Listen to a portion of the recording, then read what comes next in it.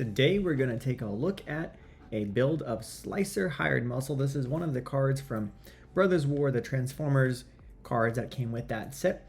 It has a more than meets the eye cost that you can pay 2 generic and a red instead of its actual mana cost, and when you do, you cast it for the converted side. The regular side has double strike and haste, and at the beginning of each opponent's upkeep, you may give Slicer to an opponent. If you cast it for more than meets the eye, it is a living metal creature, and then it has first strike and haste, and when it deals combat damage, you convert it. So you cast it for this for 3 mana, usually hopefully by turn 1 or turn 2 at the very latest. Swing, connect, and then it flips, and then you pass Slicer around the table throughout the game. And this is going to cause massive amounts of damage and chaos. You might even be able to knock out a player by turn 2 if you're lucky, depending on what you've got going on. Let's look at some of the things that we have in this deck to help enable us to just do massive amounts of damage with our Slicer.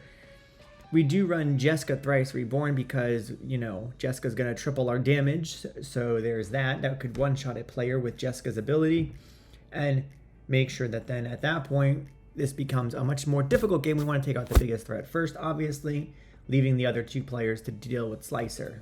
We are kind of light on creatures. We have Goblin Welders so that we can tap and sacrifice an artifact and choose a different artifact that's in a graveyard and get it back. Ragavan is okay. It does make us a treasure potentially if it connects. Could be a blocker. It is actually on our maybe list just because late game Ragavan's pretty useless. Let's just be real here. It's okay early game. If you can get it out turn 1, turn 2, it's not that bad at all. But otherwise, it really is terrible late game, and it's just a card I don't want to see. And when I do see it late game, it's a real feel bad. So it is on my maybe list. I just have to find something else instead of the Ragavan. Dockside is here because it's fantastic for us to make the treasures and have lots of mana. It's a good thing for our deck when we have that mana because we do play a lot of things like equipments and things that we want to throw on Slicer, and so the more mana, the quicker we can do those things. Goblin Engineer will help us search for an artifact card when it comes in to the battlefield, and then we can pay a red, sacrifice it to return an artifact card where converted mana cost 3 or less from our graveyard to the battlefield. So if our opponents do blow up one of our key artifacts, we have a way of getting it back. Slowbad is here so that we can sacrifice an artifact and then another artifact gains indestructible. This could be Slicer that we're making indestructible, or this could be one of our other artifacts we have attached to it that we'll talk about momentarily.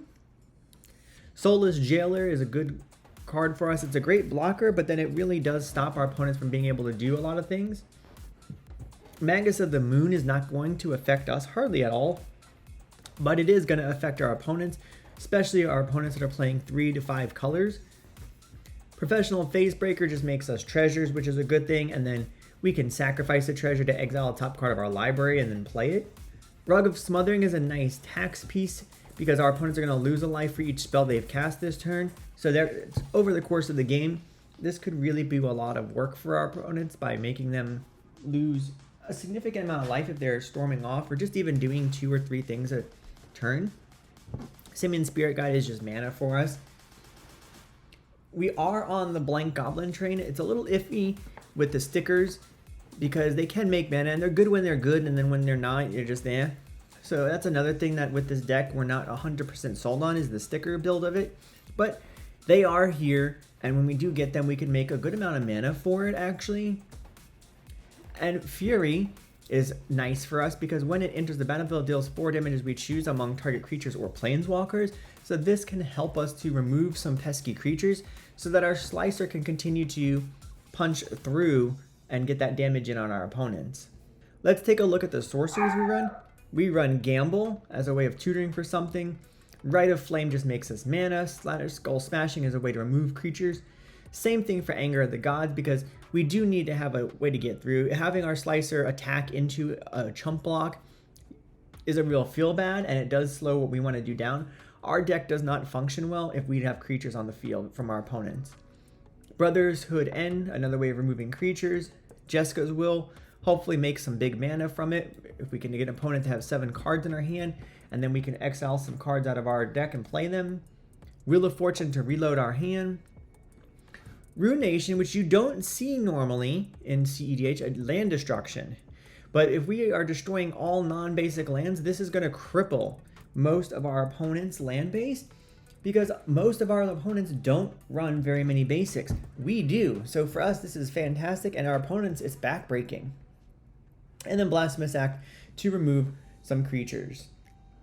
Instance, we have things like Built to Smash to give an attacking creature +3/+3.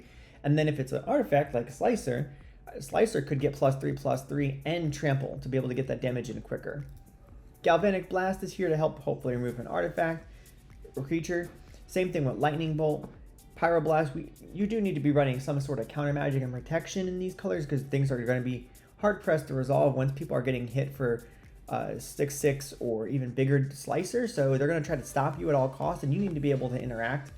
Pyroblast is one way. Raise the Effigy is another way to interact. You could potentially destroy an artifact of your opponent's, but also you are able to buff up your creature. Red Elemental Blast, another piece of interaction for us, so that we are able to hopefully keep our opponents from removing and blowing up our things. Braid, another way to interact with the table. Burnout, again, a counter spell. You don't see it very often because it counters just an instant, but instants oftentimes are what we're going to be more worried about than anything else. Desperate Ritual, way to make some mana. Impact Resonance, deal some damage to creatures. Pyretic Ritual makes some mana, so you'll see we want to be able to make mana quickly so we can do our thing. Tybalt's Trickery, another counterspell. Now this one is not that fantastic for us, but it is here so that we have a way of interacting. Delayed Blast Fireball, some removal. Same things with Mog Salvage.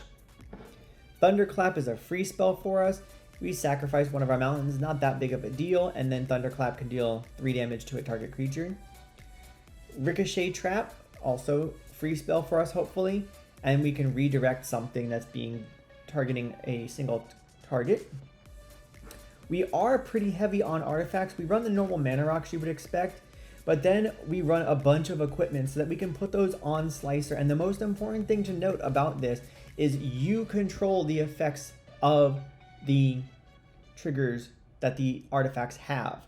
So if you are getting a trigger, even though an opponent is attacking with your Slicer, you get the trigger, you get to make whatever, if it's a treasure token and whatnot.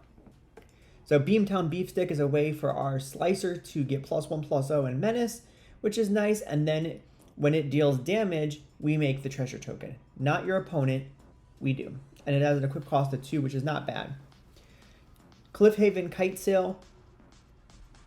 When it enters the battlefield, it automatically can attach to a creature, so that way we don't have to pay the equip cost the first time, and then that creature will have flying, so Slicer hopefully can fly in over the top and do some damage. Commander's Plate is just an underused card in Commander, and it's great for us. We're going to pay the 1 to cast it, and then our Slicer is going to get +3/+3 and have protection from all the other colors but red, which is going to make it a lot harder to deal with. They're going to have to find a way to deal with this artifact first, then find a way to deal with Slicer.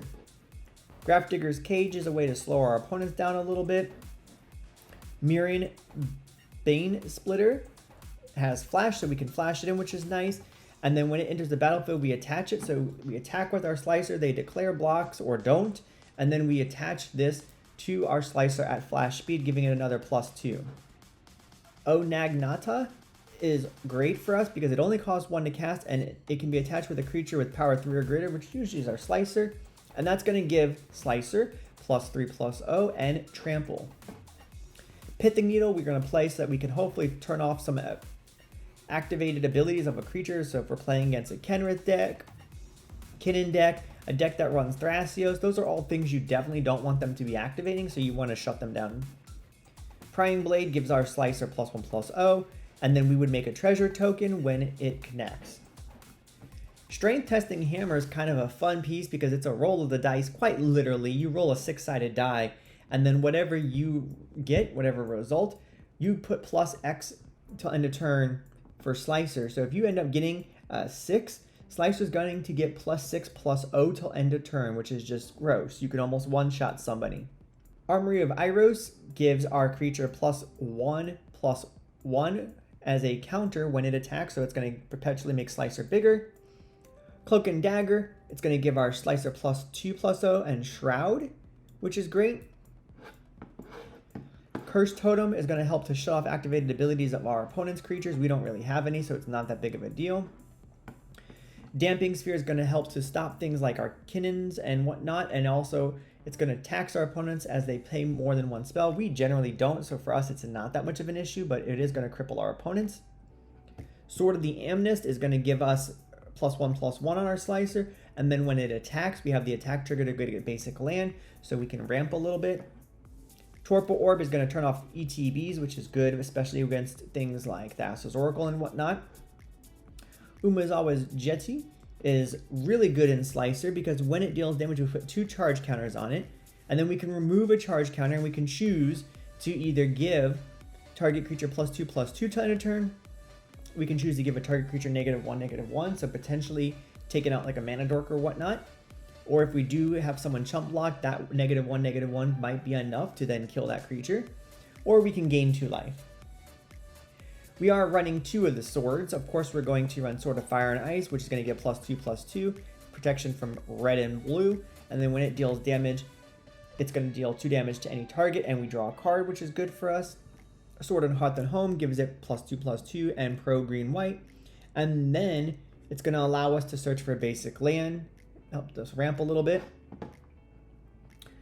Tenzo's Goda's Maul is really good in Slicer because it gives us +1/+1, and as long as it's legendary, which Slicer is, it will get an additional +2/+2, and as long as it's a red, it gets trample. So Slicer from the Tenzo Maul is going to get +2/+2 and trample, which is pretty darn good. Trinisphere helps to slow down our opponents some so that we can do our thing that we need to, and Hammer of Nazan is just really good. That creature is going to get +2/+0 and indestructible, but then when we play artifacts, they'll equip right onto Slicer, which is really good for us. We are running 2 enchantments. We're running Blood Moon, which is going to really cripple our opponents and not us quite as much. And then we're running Planar Chaos, which is kind of a fun spell because at the beginning of our upkeep, we flip a coin. If we lose the flip, we sacrifice Planar Chaos. Not that big of a deal. Otherwise, when a player plays a spell, they have to flip a coin, and if they lose the flip, they counter the spell. Our lands are kind of light in this deck. We do run 28 lands. We run fetch lands, of course. We run mountains. We are running Homeward Path to be able to gain control of the creature. So if someone steals our Slicer for some way, then we can get it back with Homeward Path. We are running Plazzard of Heroes, which is good for us. And we're running Rogue's Passage to make Slicer unblockable. Urza's Saga is in our deck so that we can go grab one of our many artifacts out if we need to when it gets to the 3rd ability, or we make a construct depending on where we are. We are running 10 stickers, and they really are here just for the letters. They're not here for any of the other things so much. They do have some nice things to them, but they are particularly here just for the letters and for the mana. And these are the stickers that we have chosen to try to give us as much value out of them as we can.